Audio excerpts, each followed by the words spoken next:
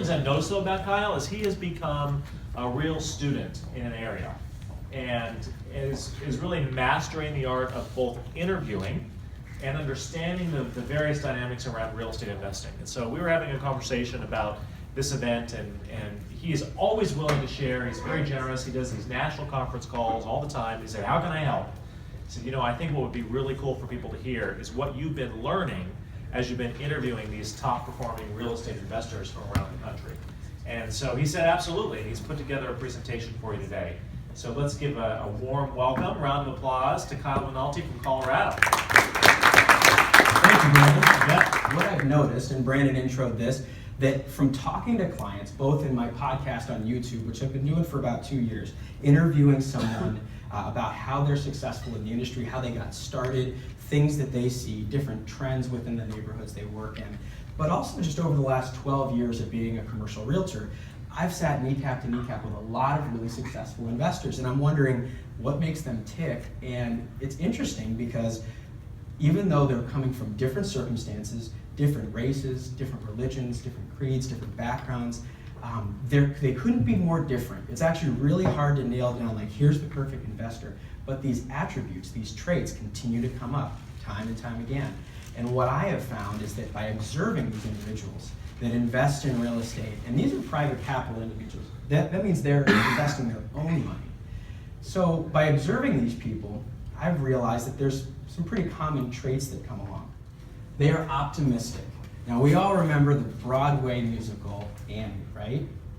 So we've got this situation where we see a beautiful sunset, and the song is, "The sun will come out tomorrow." So what I mean by that is, it doesn't mean that you always have to think of rays of sunshine and be positive all the time. And I'm a big believer in positive mindset and affirmations, but we all get down. We're in a business that's very difficult, and frankly, you gotta be a little bit crazy. You gotta have a wire loose to be in our business at times, especially during downturns. The optimistic folks in real estate, both investing as well as realtors, realize that they've got this inner confidence in themselves, that they're always gonna make it through, that there's always, even as dark as it can get at night, there's always gonna be the sunrise the next day. So as you see the sun setting, realize there is gonna be another day, and the point is to live to fight that other day. As I think of optimism, my wife Courtney and I have 3 little kids. We went from 0 to 3 in just 16 months, so we're a little wild. We had our first daughter. She was 16 months old, and then we delivered twins. And I say we like I was, somehow helping her. She was doing all the heavy lifting, I assure you. So we have these 3 little kids. They've grown through preschool. Our oldest daughter is in kindergarten, and then our twins are in their last year of preschool. They'll start kindergarten next year.